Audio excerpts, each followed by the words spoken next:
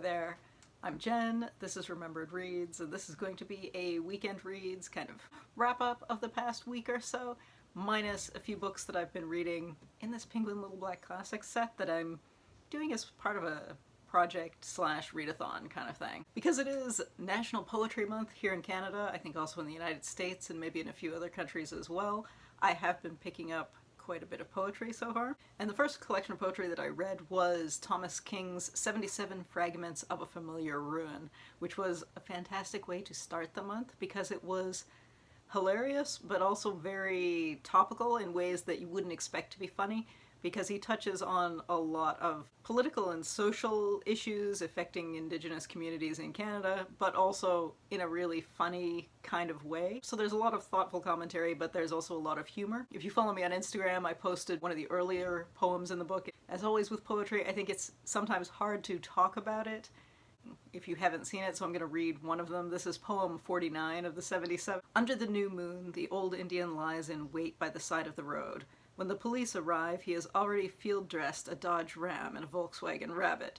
Treaty rights, he tells the court. Subsistence hunting. The judge gives him 30 days for poaching, lectures him on the sanctity of private property, asks if he thinks the Stampeders will make the playoff. Later, in jail, he teaches inmates how to stalk the Ford Broncos, overgrazing the Trans-Canada, and what to do when faced with an irate Mustang in a Costco parking lot. You ever bring down a Jaguar? No point, the old Indian tells the caged man. They're in the shop all the time, and there's not enough meat on the F-type to feed a family for more than a day. I think that's a good example of, it's a joke, but it's not exclusively a joke. There is social commentary there, so yeah, a bit of both. Interestingly, in parts of this it'll say, go back and read the first 10, or go back and read them all again, and instructions like that, and then the next page it's like, okay, I'll wait. Things like that. So I thought this was really entertaining to read, but also something to think about as well. Thomas King writes a bit of everything. I think this is his first collection of poetry, but I know his nonfiction, The Inconvenient Indian, is something that a lot of people on BookTube were talking about a couple of years ago. He writes a series of children's books about the adventures of Coyote. He has a mystery series called The Dreadful Series. He's written some literary fiction like Medicine River. I think he's a lecturer or a professor at University of Calgary, so he does a bit of everything, and this was just fantastic, because I know sometimes you look at someone who's known for their prose writing and they are not always the best poet, but this was a fantastic surprise, because when you see the first collection of poetry from a known writer, you always wonder, will it live up to everything else? And it definitely did for me. The second collection of poetry that I read this month, however, was not nearly so successful, and that was Hala Alyan's The 29th Year. This is more or less reflections on life, which touch on sexuality, eating disorders, the immigrant and refugee experience, thoughts about nationality and religion. I've seen a fair number of people on BookTube reading the author's first novel, Salt Houses, which is a multi-generational Palestinian-American. It's not really an epic, it feels almost more like poetry. Then this collection of poetry felt like poetry. It's funny, I think the language was a lot... that novel was a lot more language-focused, which normally I would expect from poetry, whereas this collection of poetry doesn't feel innately poetic, and it doesn't really play a lot with rhyme or with structure particularly, so I did sit there and think it felt almost more like diary entries, and some of it feels very intentional in a way that doesn't feel natural, and some of the poems do end with the line, you know, I'm lying, or I was lying, maybe I was lying, things like that. So maybe it's meant to sound intentional, but I didn't find that particularly engaging. So it was fine, but I was expecting something more based on the impressive language in the novel, and then to read this, which just seems so much less poetic, was surprising. I mean, again, I will read some of this to you so you can get a feel for it. This one is called Upstate 1. The weather is another character. Today, alabaster coast with rain and wind. I run through the pines. Emerald, lanky-branched, decked with dew. I am one half of the car winding its signature toward the state park. I have found my grandfather in the dream. The car remembers the flank of asphalt. I shut my eyes against the drizzle through the open window and hear her say death can be good. The day is a nothing color. When the cemetery appears through the fog, a sudden wind scatters the birds like a shotgun. The asphalt remembers a better car. I want to rename the cemetery, the wind, the farm stand we stopped at for cider. From the hilltop, the lake is a green almond, two geese interrupting the silence with their animal bark. This is how the clouds convert you, replacing one future with another, and the whole car ride back is quiet and unheated. You are crying because you nearly forgot, because the car is good, the fog is good, the dream is good. And that was one of the ones that I thought worked a lot more than the ones that seemed to be about heavier issues, if that makes sense. In any case, if anybody's read that and has read her novel, I'd be interested to see how you felt about the difference in language, because I thought it was interesting that this felt so much more literal and intentional in a way that you would expect in a novel, whereas the novel felt so much more flowery and had a different flow to the narration that felt more poetic, I thought. So as I was reading the poetry, I was also reading a collection of essays, well, technically a collection of articles of some of Jon Krakauer's early writing called Classic Krakauer in this collection. It is mostly a collection of things that he wrote for Outdoor magazine and for the Smithsonian magazine, and at that point in his career he was very focused on that kind of outdoor sports writing. So there are bits about the death of a surfer, about the life of a rock climber, about mountaineering culture, about equipment, a variety of things like that. The articles are mostly quite good. There are a few where I thought this is not as interesting as it could be for me. I would say that if you're a massive fan of his writing, it's certainly worth picking up if you haven't read his earlier articles.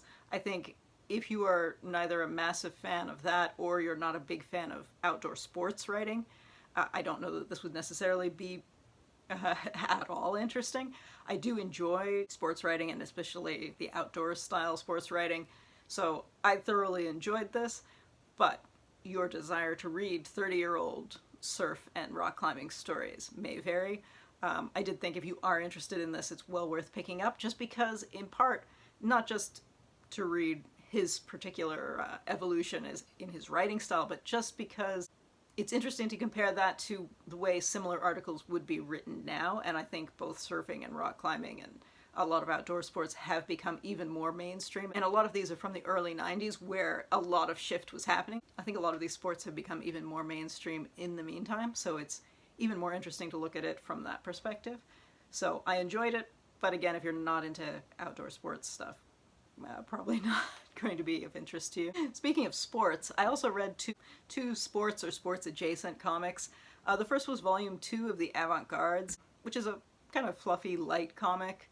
Not quite all ages, but certainly younger reader friendly, which is about a university women's basketball team that's not well funded, but it's not especially focused on the basketball team, frankly. I had read the first volume and thought this could go either way. It could go kind of teenage soap opera, although again, these characters are supposed to be slightly older. It's not really it's not really a high school setting, but it feels quite a lot like a high school setting, which I'm not super thrilled with, but I think some people really enjoy the dynamic of the team members and interaction with each other. So if you are looking for that kind of setting, you might like this more than you think, because I think the sports element sometimes keeps some people away.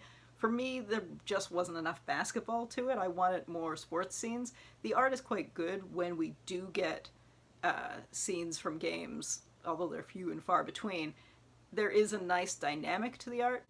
I think all along I've been hoping that this would be something more similar to a book like Slam Dunk, which is more exclusively a basketball story, and that this would just be a kind of, instead of teenage boys in Japan, it would be 20-year-old women and non-binary people as well in the US, but it is not. It is primarily a soap opera and not primarily a sports piece.